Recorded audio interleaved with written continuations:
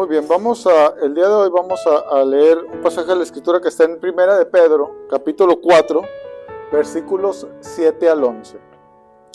Primera de Pedro 4, versículos 7 al 11.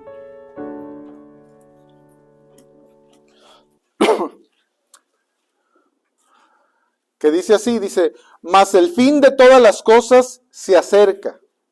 Sed pues sobrios y velad en oración. Y ante todo, tened entre vosotros ferviente amor, porque el amor cubrirá multitud de pecados. Hospedaos los unos a los otros sin murmuraciones. Cada uno según el don que ha recibido, ministrelo a los otros como buenos administradores de la multiforme gracia de Dios. Si alguno habla, hable conforme a las palabras de Dios. Si alguno ministra, ministre conforme al poder que Dios da, para que en todo sea Dios glorificado por Jesucristo, a quien pertenecen la gloria y el imperio por los siglos de los siglos. Amén. Y bien, casi al terminar de estos versículos, en el versículo 11, dice: para que en todo sea Dios glorificado por Jesucristo. Bueno, de ahí sale el título del día de hoy, que es ¿cómo glorificar a Dios en todo? Es una pregunta, ¿verdad? ¿Cómo glorificar a Dios en todo? Pero el pasaje empieza, ¿verdad?, en el versículo 7, diciendo estas palabras, ¿verdad? Dice: mas el fin de todas las cosas se acerca. Y bueno, cuando una persona está al final de su vida y dice algo, pues es bueno poner atención, ¿verdad? Normalmente son cosas que ha meditado, que tienen peso y que pues vale la pena escucharlas, ¿verdad? Y ver la opinión de esta persona. Y el sábado 27 de enero, no sé si ese día lo escribió, pero Natalio por ahí mandó en el chat una carta, ¿verdad? Que 1 o 2 días antes de pasar por una operación muy riesgosa, Lupita Olachea, donde perdió su vida, pues escribió, ¿verdad? Y ella comentaba sobre ser llevada de la mano por Dios, decía, en el valle de sombra de muerte, donde expresaba ella que el dolor y el sufrimiento físico habían alcanzado un clímax en su vida. Ella reflexionaba que en este mundo las cosas solo eran temporales, ¿verdad? Y mostraba una gran seguridad en que su eternidad ya había sido resuelta. Y esperaba el cumplimiento de las promesas de Dios. Y esto, decía ella, que la hacía estar muy agradecida. O sea, en sus días más difíciles, en este mundo, ¿verdad?, tenía paz, había calma, ¿verdad?, había tranquilidad en su vida. No había lugar para el temor ni la incertidumbre. Hasta su último momento, pues fue una mujer agradecida con Dios, a pesar de su situación tan difícil, ¿verdad? Ella pudo tener paz, tenía gozo, estaba confiada, ¿verdad?, porque le permitía a Dios actuar en su vida. Y la verdad es que la última vez que yo la vi fue hace muchos años. Pero he tenido el privilegio de visitar a algunos creyentes en su momento, cuando en su momento estaban pasando por situaciones muy difíciles. Y recuerdo pensar que la idea de ir a verlos era ofrecer mi ayuda en lo que se pudiera y también pues animarlos. Pero casi siempre las cosas terminaban al revés. al verlos y hablar con ellos, ver su testimonio de lo que Dios estaba haciendo en sus vidas, me terminaba ayudando a mí, ¿verdad? Y me terminaba animando también a mí. Constantemente salí impactado, ¿verdad?, de ver cómo Dios actuaba con ellos, en ellos, y cómo Dios era glorificado en sus vidas. Entonces les decía el día de hoy, ¿cómo glorificar a Dios en todo? Dice el versículo 7 del pasaje que estamos leyendo, dice, mas el fin de todas las cosas se acerca. Sed pues sobrios y velad en oración. Entonces, en primer lugar, pues siendo sobrios para poder velar en oración. Imagínate que tuvieras que pasar por una cirugía muy peligrosa, con poca probabilidad de vida, en un par de días. Probablemente es natural, ¿verdad?, que en el momento pudiéramos entrar en un poquito de pánico, ¿verdad? Cuando le está hablando Pedro a los creyentes en esta carta, en esta epístola, ellos estaban pasando por una gran tribulación, estaban pasando por persecución en sus vidas. ¿Qué se espera de ellos, verdad? Cuando Pedro les dice, mas el fin de todas las cosas se acerca. Si estaban pasando por tan gran persecución. Pero les dice, ¿verdad? Sed sobrios. No entren en pánico, ¿verdad? No se pongan ansiosos. No renuncien a sus trabajos. Mantengan la calma. La sanidad. No pierdan la cabeza. Porque ser sobrio es ser razonable, templado, moderado. Quiere decir que una persona sobria piensa y evalúa las situaciones de manera madura y correcta, que es lo que les está pidiendo Pedro, que actúen de esa manera, ¿verdad? Por eso es que es tan importante mantenernos sobrios. Debemos evitar cualquier cosa en nuestra vida que atente contra la sobriedad, sobre todo pensando en lo importante que es la sobriedad para las cosas espirituales. Una persona que pierde la sobriedad, que se intoxica con el alcohol, su juicio es afectado. Le deja de dar importancia a las cosas que son importantes. Le deja de dar importancia a los peligros y toma riesgos innecesarios, porque su juicio es entorpecido y su razonamiento es afectado.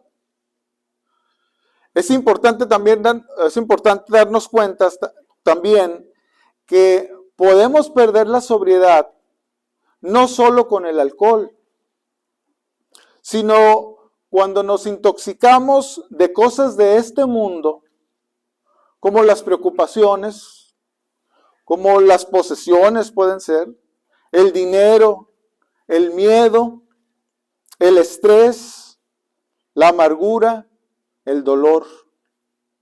Estas cosas te pueden confundir y al confundirte impacten tus decisiones. Y al impactar tus decisiones, ¿verdad?, estorban tus oraciones. ¿Por qué es tan importante ser sobrios? Pues la razón que Pedro da para que estemos sobrios es que podamos permanecer alerta en oración, ¿verdad? Eso es lo que Él quiere, para que oremos de manera más efectiva y más apropiada. Cuando estamos alerta a las cosas que están sucediendo a nuestro alrededor y oramos con mayor claridad en nuestras peticiones. ¿Cómo es tu vida de oración? ¿Estás descuidándola? Tal vez es difícil tener una vida de oración constante. Y una posible razón para que así sea es estar intoxicado, ¿verdad?, por las cosas de este mundo y perder esta sobriedad. Pero si permanecemos sobrios y alertas, automáticamente nuestra vida de oración mejorará. Será claro para nosotros que la realidad es que dependemos completamente de Dios, de que no podemos hacer nada sin Él, y esto nos hará orar más. Si nos es claro que la iglesia debe estar luchando por las almas de los hombres, que las consecuencias de esta lucha son eternas, nuestras oraciones se verán mejor enfocadas, orando por las cosas que realmente son importantes. Si cada día despertamos, tenemos presente la necesidad que hay en las personas de Dios y que les espera un juicio, oraremos más. Si realmente creemos que el fin de todas las cosas está cerca, oraremos, se los garantizo. Podemos decir que Lupita tenía claridad mental, ¿verdad? Tenía sobriedad. Tenía muy claro lo temporal de esta vida y podía distinguir entre las cosas que son más importantes, entre las cosas que van a permanecer. El fin de todas las cosas se acerca. Por lo tanto, ¿verdad?, ten claridad en tu mente para mantenerte despierto y alerta para que puedas orar de manera eficaz, ¿verdad? ¿Cómo glorificar a Dios en todo? Dice el versículo 8, y ante todo, tened entre vosotros ferviente amor, porque el amor cubrirá multitud de pecados. Entonces, en segundo lugar, teniendo entre nosotros ferviente amor. El conector, ante todo, pertenece al grupo de conectores de orden, tal y como viene en el diccionario, ¿verdad? Y se usa para indicar que de todas las indicaciones mencionadas, esta es la principal. Tener amor entre nosotros debe de ser la más alta prioridad. Y eso tiene mucho sentido porque ¿de qué sirve ser sobrios y velar en oración si nos falta amor? ¿De qué sirve hospedarnos los unos a los otros, como dice aquí adelante, si no hay amor? ¿De qué sirve ministrar los dones que hemos recibido si no hay amor? Bien dice Pablo, ¿verdad? Si yo hablase lenguas humanas y angélicas y no tengo amor, vengo a ser como un metal que resuena o címbalo que retiñe. Y si tuviese profecía y entendiese todos los misterios y toda ciencia y tuviese toda la fe de tal manera que trasladase los montes y no tengo amor, nada soy. Y si repartiese todos mis bienes para dar de comer a los pobres, y si entregase mi cuerpo para ser quemado y no tengo amor, de nada me sirve. Y para aquel que ha tenido una relación personal con Cristo, manifestar el amor de Cristo debe ser una prioridad. Y aquí en este pasaje, este amor tiene el calificativo de ferviente, ¿verdad? Algo ferviente es algo que está hirviendo, que está ardiendo. En Lucas capítulo 24, el escritor nos narra, o Lucas nos narra, a dos discípulos en el camino de Jerusalén a Emaús. Iban hablando de la muerte y del testimonio de algunos que afirmaban que el Señor Jesucristo había resucitado. Y se les acercó Jesucristo. Dice, mas los ojos de ellos estaban velados. O sea, no se dieron cuenta que era Jesucristo el que se les acercó. Y anduvo con ellos en el camino. Dice, habían sido velados para que no le conociesen. Y les preguntó de qué estaban hablando. Y después que le contaron, él les empezó a explicar lo que decían las escrituras al respecto. Llegando a la aldea, lo invitaron a quedarse con ellos porque ya anochecía. Y estando en la mesa, dice, tomó pan y lo bendijo y lo partió. Y en ese momento le reconocieron y se desapareció de su vista. Pero termina diciendo el versículo 32. Dice, y se decían el uno al otro, ¿no ardía nuestro corazón en nosotros cuando nos hablaba en el camino y cuando nos abría las escrituras? ¿No? Este es un excelente pasaje, ¿verdad? Para demostrar el efecto que Jesús tiene en aquellos que caminan con Él. No es posible caminar junto a Cristo y no ser contagiados por Él, no ser afectados por Él, ¿verdad? No ser alcanzados por su presencia, por su gran amor. Y esta experiencia es sumamente importante porque todos los seres humanos aprendemos por imitación. Los niños imitan las conductas que observan de sus padres o de aquellos que los cuidan, ¿verdad? Por ejemplo, si los padres tratan de resolver sus problemas gritándose, los hijos cuando crezcan tratarán de resolver sus conflictos con su pareja también gritando. Si un hijo crece en un hogar donde uno de sus padres es abusivo, cuando ellos se conviertan en padres, hay una gran probabilidad de que ellos también serán abusivos. Cada uno de nosotros crecimos en diferente situación, ¿verdad?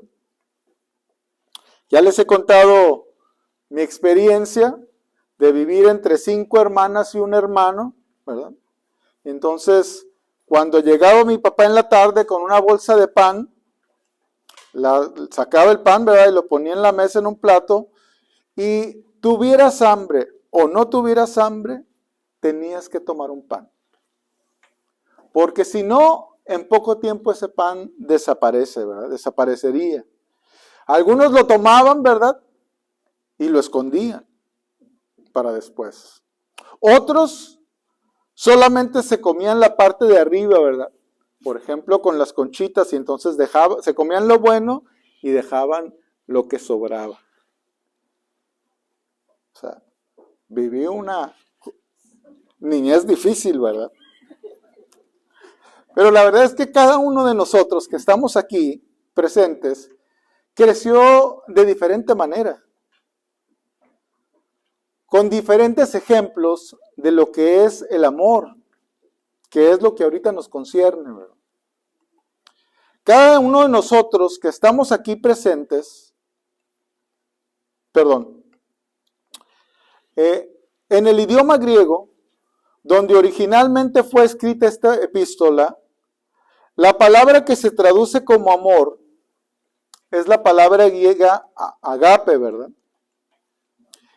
En el idioma griego, cuando se refiere a amor entre hermanos, no se usa la palabra agape, sino la palabra fileo. Pero en español se traduce igual, amor, ¿verdad? pero son dos palabras en griego diferentes.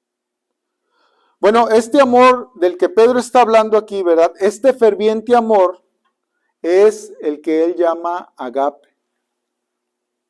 Es el amor que viene de Dios y que se describe en 1 Corintios 13, versículos 4 al 8, ¿verdad? Dice, mas el amor es sufrido, es benigno. El amor no tiene envidia. El amor no es jactancioso, no se envanece, no hace nada indebido, no busca lo suyo, no se irrita, no guarda rencor, no se goza de la injusticia, mas se goza de la verdad. Todo lo sufre, todo lo cree, todo lo espera, todo lo soporta. El amor nunca deja de ser. Aquellos que verdaderamente hemos creído en Cristo, hemos experimentado el amor de Dios. Tenemos el privilegio de experimentar el ser amados por Dios. Es por eso que nosotros podemos identificarnos con los dos creyentes que viajaban a Emaús, ¿verdad? Donde dicen ellos, no ardía nuestro corazón en nosotros mientras nos hablaba en el camino y cuando nos abría las Escrituras. Porque hemos experimentado este gran amor y como aprendemos por imitación, entonces tenemos ejemplo para poder nosotros mismos aprender del amor de Dios y vivirlo en nuestras propias vidas. Eso es lo que la Escritura enseña, ¿verdad? En 1 Juan capítulo 4, versículos 10 al 12, dice, en esto consiste el amor.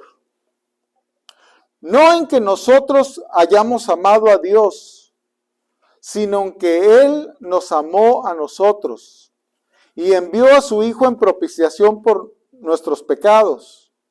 Amados, si Dios nos ha amado así, debemos también nosotros amarnos unos a otros. Ya lo experimentamos, imitémoslo, ¿verdad? Dios permanece en nosotros. Si nos amamos unos a otros, me quedé en el 11, nadie ha visto jamás a Dios. Y si nos amamos unos a otros, Dios permanece en nosotros y su amor se ha perfeccionado en nosotros. ¿Qué aprendemos del amor de Dios, verdad, en estos versículos? Pues algo que me es muy claro, ¿verdad? Es que Dios dio el primer paso. No es que nosotros hayamos amado a Dios, sino que Él nos amó a nosotros y envió a su Hijo en propiciación por nuestros pecados. Y añade un poquito en Romanos capítulo 5, versículo 10, vemos cómo era realmente nuestra situación o nuestra relación con Dios, ¿verdad? Dice, pero si siendo enemigos, fuimos reconciliados con Dios por la muerte de su Hijo, mucho más, estando reconciliados, seremos salvos por su vida. O sea, dio el primer paso, nos amó sin merecerlo también, ¿verdad? Y así es como debemos amarnos unos a otros, siendo nosotros los que damos el primer paso. Pero, ¿en qué nivel te encuentras? Tal vez creciste en un ambiente donde se buscaba tomar ventaja de las situaciones, ¿verdad? Donde no se dejaba a nadie de nadie, ¿verdad? Al contrario, si podías abusar de alguien, abusabas de él, ¿verdad? Siempre buscando tu propio bien. Hay una frase, ¿verdad?, que a veces escuchamos y dicen que dice que una persona, de repente decimos, ay, sacó el cobre, ¿verdad? O sea que cuando se usa cuando de repente alguna persona saca sus mañas o sus malas actitudes que no se le conocían, ¿verdad? Pero ahí las tenía, medias guardadas, pero de repente afloran, ¿verdad? Porque probablemente es algo que vivió, ¿verdad? Y también de ahí aprendió. O tal vez, o podemos estar en esa situación, ¿verdad? Donde actuamos de manera que solo buscamos nuestro propio bien. O tal vez decimos, bueno, no estoy tan amolado, ¿verdad? Tal vez tú estás en el punto en donde amas a los que te aman. Ahí es un buen punto, ¿verdad? ¿No? Todavía eso no suena tan feo, ¿verdad? Pero fíjate, dice el Señor Jesucristo en Lucas capítulo 6, versículos 32 al 36, dice, porque si amáis a los que os aman, ¿qué mérito tenéis? Porque también los pecadores aman a los que los aman. Y si hacéis bien a los que os hacen bien, ¿qué mérito tenéis? Porque también los pecadores hacen lo mismo. Y si prestáis a aquellos de quienes esperáis recibir, ¿qué mérito tenéis? Porque también los pecadores prestan a los pecadores para recibir otro tanto. Amad pues a vuestros enemigos y haced bien y prestad, no esperando de ello nada. Y será vuestro galardón grande y seréis hijos del Altísimo, porque Él es benigno para con los ingratos y los malos. Sed pues misericordiosos, como también vuestro Padre es misericordioso. Si este amor que hemos tenido el privilegio de experimentar en Jesucristo, ¿verdad? Lo tenemos, si es capaz de influenciar nuestra vida de tal manera que podamos amar a nuestros enemigos, pues podremos decir, ¿verdad?, que muy bien o con mucha más facilidad podremos tener ferviente amor entre nosotros mismos. Este amor, este ágape, ¿verdad?, que aprendimos de Cristo, es el que cubrirá multitud de pecados. En el caso de Cristo, su amor verdaderamente cubrió los pecados del mundo, cargando con ellos en la cruz. En el caso nuestro, el amor es el que soporta las flaquezas de los demás, el que perdona las ofensas. Y los dos implican un sacrificio. Leí sobre un joven que vivía con su hermano y uno de ellos, pues ese joven se sentía muy agraviado por su otro hermano. No se estaban llevando bien. Había constantemente choques entre ellos, ¿verdad? Y discusiones. Este joven era muy ordenado y su hermano era todo lo contrario. No me sentí aludido por ninguno de los dos, ¿verdad? Pero a este joven le gustaba el orden y su hermano vivía en completo desorden. No tendía su cama, dejaba la ropa en el piso y cosas de ese tipo, ¿verdad? Que le molestaban mucho a este joven. Y finalmente, pues se lo contó a la persona que le estaba dando estudios. Y cuando se lo contó, este le contestó, ¿sabes que la Biblia te manda amar a tu hermano? Pues le contestó, sí. Dice, ¿cómo le puedes mostrar a tu hermano que lo amas? Y entonces, pues no se le ocurrió qué contestarle, ¿verdad? No se le vino nada a la mente. Y entonces le preguntó, bueno, ¿qué cosas te molestan de tu hermano? Ah, pues volvió a sacar la lista, ¿verdad? No tiende la cama, deja la ropa en el piso, o sea, deja la leche fuera del refrigerador, ¿verdad? No vuelve a acomodar el cereal en su lugar, o sea, traía una lista ahí rápida, ¿verdad? Eso sí se acordaba muy bien. Y entonces le contestó, le dijo el otro, ¿verdad? Entonces, ¿por qué? Dice, entonces, porque si haces eso, dice, ¿por qué no tiendes tú la cama por tu hermano y levantas la ropa del piso? Y entonces, cuando le dijo esto, pues la verdad es que pues no le gustó el consejo, ¿verdad? Pero dijo, está bien, terminó diciendo, lo voy a hacer. No estaba muy contento, pero lo estuvo haciendo. Y pasó una semana, ¿y qué creen? El hermano seguía dejando la cama extendida, la ropa sucia en el piso, ¿verdad? Y entonces volvió a tener su estudio bíblico. Y le comentó todo, que todo seguía igual, ¿verdad? Y que el hermano no cambiaba. Y le respondió, ¿verdad? Lo que tú tienes que hacer es cambiar tu actitud, porque es lo que tú puedes hacer, ¿verdad? Y dice, pero ¿hasta cuándo tengo que hacerlo? Le dijo, bueno, pues ¿hasta cuándo va a dejar de ser tu hermano? Y entonces él entendió, ¿verdad? Pero podemos decir, o podemos llamar esto, ¿verdad? Como este es el amor que cubre multitud de pecados, ¿verdad?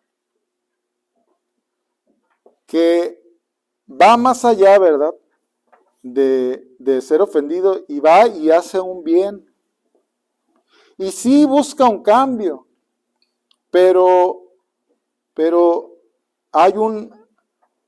tiene que haber en este amor, ¿verdad? Como dice los versículos que leímos de 1 Corintios 13, ¿verdad? Todo lo soporta. O sea, hay que soportar. Hay que aguantar por amor, ¿verdad? A los demás.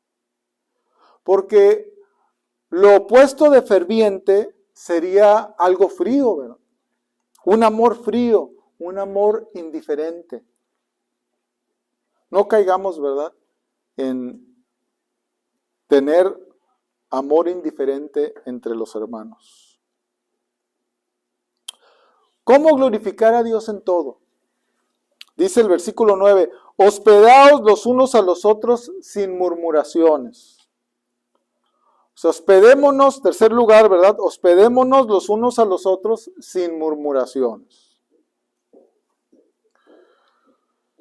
Así, o sea, haciendo las cosas de corazón. Por eso añade, ¿verdad? Sin murmuraciones. Hospedar a los demás, haciendo a cada persona que hospedamos, ¿verdad?, sentirse aceptado y bienvenido. Al parecer, los cristianos del primer siglo, ¿verdad?, no eran cristianos solitarios.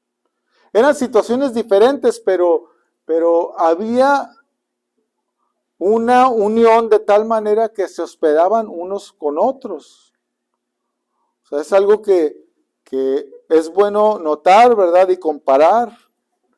Estoy seguro que antes, al igual que hoy, hay huéspedes, ¿verdad?, que son abusivos, que no tienen cuidado de las cosas, que no son recíprocos. Donde quiera se cuecen habas, ¿verdad? Como dice el dicho, ¿verdad? Pero dice Pedro, ¿verdad? Abre las puertas de tu casa con amor. Usa tu casa, tus posesiones, para servir a los demás. Cualquiera que Jesucristo pueda llamar hermano o amigo, debemos de considerarlo nuestro hermano y nuestro amigo. ¿Cuándo fue la última vez que tuviste un huésped en tu casa? Invita solo a los amigachos del alma, ¿verdad? A los que conoces bien, con los que te llevas bien o también a otros creyentes? Bueno, yo pienso que en ese tiempo que se escribió esta parte de la escritura, los traslados en ese entonces no eran como hoy en día, ¿verdad? Recibir a un huésped, pues probablemente implicaba servirles lavándoles los pies, darles descanso por haber caminado por bastante tiempo, prepararles de comer para que no se vayan sin comer, ¿verdad? No había ahí Kentucky Fried Chicken en ese entonces, ¿verdad? Y entonces, pues había que prepararles la comida. Y era comida de esas no hay de bolsita, ¿verdad? Ni había microondas, sino que, pues todo esto toma tiempo, ¿verdad? Y toma un esfuerzo, toma un desgaste. Pero sin embargo, pues eso es algo que podemos hacer en nuestras vidas y que glorifique a Dios. ¿Cómo glorificar a Dios en todo? Dice el versículo 10 al 11. Cada uno según el don que ha recibido, ministrelo a otros, como buenos administradores de la multiforme gracia de Dios. Si alguno habla, hable conforme a las palabras de Dios. Si alguno ministra, ministre conforme al poder que Dios da, para que en todo Dios sea glorificado por Jesucristo, a quien pertenecen la gloria y el imperio por los siglos de los siglos. Amén. Entonces, en cuarto lugar, ministrando los dones que hemos recibido. Dice, cada uno, ¿verdad? Cada cristiano ha recibido de Dios un don espiritual. Por lo menos un don, ¿verdad? Y Dios espera que lo usemos para servir a los demás. Creo que a veces hemos permitido crear una falsa idea, ¿verdad?, en nuestra mente, en la cual esperamos que el ministrar en la iglesia es el trabajo del pastor. Cada cristiano ha recibido por lo menos un don espiritual y debe ser usado en el servicio de los demás. Eso es lo que la palabra de Dios dice. De hecho, en Efesios, Pablo explica la mecánica, ¿verdad? Y dice en Efesios 4, versículos 11 al 12, dice, y él mismo constituyó a unos apóstoles, a otros profetas, a otros evangelistas, a otros pastores y maestros, a fin de perfeccionar a los santos para la obra del ministerio, para la edificación del cuerpo de Cristo. O sea que el don de ser apóstol, de ser profeta, de ser evangelista, de ser pastor, maestro, todos estos son personas que su trabajo no es hacer el ministerio, ¿verdad? Sino que equipar a los creyentes para hacer el ministerio. Otra manera de verlo, ¿verdad?, es que el trabajo de estas personas no es hacer la obra, ¿verdad?, sino que preparar a los demás para que podamos hacer la obra del ministerio. Cada uno de nosotros, ¿verdad?, debe estar trabajando en estas cosas, porque no puede un pastor en el mismo momento atender a una persona que nos visita, a un nuevo creyente darle consejo, animar a otro que ocupa que lo animen, a otro darle palabra de aliento, apoyar en oración por las necesidades de alguien, ¿verdad? Pero cada uno de nosotros puede atender a cada una de estas necesidades, sin que falte quien lo pueda hacer, ¿verdad?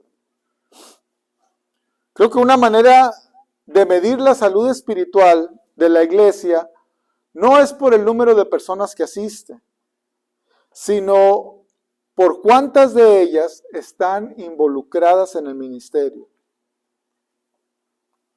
Unas cuantas personas no pueden hacer la obra, En una iglesia sana espiritualmente, cada creyente usará el don que le ha sido dado y estará activo en el ministerio.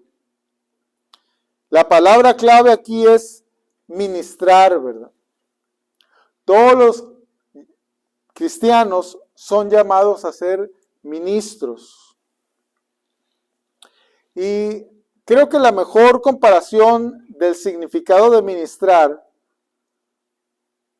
o la idea de ministrar, la tenemos en el Antiguo Testamento, ¿verdad? En la tribu de Leví. No en cuanto a las cosas que se hacían, sino en cuanto al propósito de su ministerio. Leemos en Deuteronomio capítulo 10, versículos 8 y 9, dice, en aquel tiempo apartó Jehová la tribu de Leví para que llevase el arca del pacto de Jehová, para que estuviese delante de Jehová para servirle y para bendecir en su nombre hasta hoy. Por lo cual Leví no tuvo ni heredad con sus hermanos. Jehová es su heredad, como Jehová Dios le dijo. O sea, Jehová apartó a la tribu de Leví de todas las demás tribus para que fueran sus ministros, o sea, para que le sirvieran en sus cosas. Las otras tribus trabajaban en los campos, en las crías de ovejas, cría de animales, ¿verdad? En la industria trabajando con el hierro, construyendo casas, etcétera, ¿verdad? Pero la tribu de Leví fue apartada para las cosas de Dios, para que la obra de Dios crezca, para que Dios sea glorificado. Este era su ministerio. Dios te puede dar muchas cosas, ¿verdad? Dios te puede dar riqueza. Dios te puede dar mucha inteligencia, tenacidad, una voz privilegiada. Te puede dar facilidad de palabra. Te puede dar una gran capacidad técnica o deportiva. Pero todo lo que eres, y especialmente los dones espirituales que Dios te dio, deben de ser usados con el propósito de servirle a Dios, usándolos de tal manera que glorifiquemos a Dios con todas estas cosas que nos ha dado también. El año pasado, el jugador de fútbol americano profesional que se llama Brock Purdy, fue el último jugador seleccionado en toda la liga. O sea, obviamente primero eligen al que tiene el mejor prospecto, ¿verdad? Y así se van, todos los equipos terminan y luego empieza una segunda ronda. Bueno, él fue el último que escogieron. Quiere decir que no tenían pues la gran confianza en que fuera un gran jugador, ¿verdad? Pero ese año estaba de quarterback y ese año el que estaba de quarterback, había dos antes que él, pero los dos se lesionaron. Y entonces él tuvo que entrar a jugar y fue la revelación del año. Y en un tiempo escuché una entrevista y él aprovechó la entrevista para darle gloria a Dios por la oportunidad que tenía de haber logrado lo que hizo. Y no fue la única vez que lo hizo. Siempre que tenía oportunidad, le daba gloria a Dios. Y en su entrevista fue muy enfático, ¿verdad? En lo importante que era para él su fe en Dios. Y desde entonces siempre aprovecha, ¿verdad?, la oportunidad para darle primero gloria a Dios, ¿verdad? Y para mostrar que tiene su confianza en Él. Pero su mentalidad es la que me llama la atención. Porque se nota que antes de ser atleta, él es un cristiano. Antes de representar a su equipo, él representa a Dios. O sea, primero es Dios. Él es un cristiano que es atleta. No un atleta que es cristiano, ¿verdad? porque ser cristiano es lo que lo define a él. Eso es lo que en cualquier área de nuestra vida debemos estar haciendo, ¿verdad? Si estudias, estudia para glorificar el nombre de Dios. Si trabajas, hazlo para glorificar el nombre de Dios. Si tienes un negocio, hazlo buscando glorificar el nombre de Dios a toda costa. Si tienes problemas físicos, en medio de ellas, busca glorificar el nombre de Dios.